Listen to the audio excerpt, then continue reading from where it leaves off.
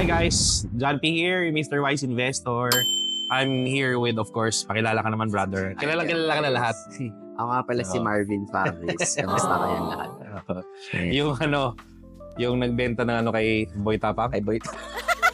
Bumibili ng t-shirt. Bumibili ng t-shirt kay Boy Tapang. Gagi. And then just sige, joke lang yun on the side. Well anyway, thank you Marvin for allowing me to interview you. May mga gusto lang kasi ako itanong na pwede makakatulong sa mga audience natin. First and foremost, and diretso lang ako to the point. Okay.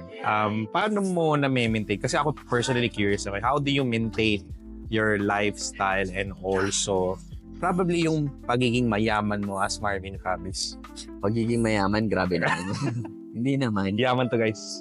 Sakto lang. Kasi ako, ginagawa ko lang kasi guys. Kunyari, let's say, dumadating ako sa point na nandito yung level ng income ko. So, hindi ako agad-agad nag-akit ng lifestyle.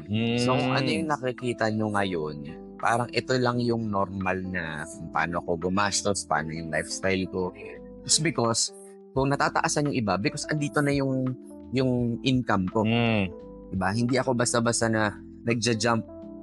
So, yung maintenance na sinasabi mo, na may maintain yung lifestyle, ito yung normal ko lang na komportable akong kumain sa gusto kong kainan, nakakapag-travel ako.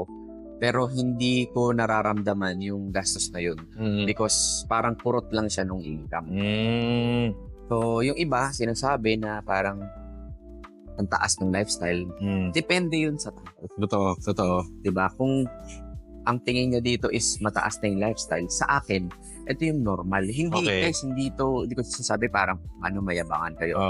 Hindi po yun ang ibig ko sabihin. Ang ibig ko sabihin po is, kung ito yung income ko ngayon, yung lifestyle ko, andito pa din. Kasi kung makapansin mo, hindi naman ako bumibili ng mga talagang mga crazy cars, super cars na naghahalaga ng mga 50 million. Andito lang ako sa mga R8, diba, na sakto lang. Na hindi ako nasakta nung binili ko. Diba? And nakakain ko lahat ng gusto ko. Nakakapag-travel kami. Saan ko gusto. Yun. Tapos ang secret ko pa, kaya rin nag-struggle ako. Meron akong mga kailangan bayaran. Okay. Hindi rin ako nagbabawas ng lifestyle. Kasi lifestyle pinag-uusapan. Hindi ko binabawasan yung mga ginagastos ko. Ang ginagawa ko, tinataasan ko pa yung income ko. Hindi nagsasuffer na, magtitipid muna ako dito or hindi muna ako bibili ng ganito or imbis na sa mga ganitong restaurant so kain. So then, hindi.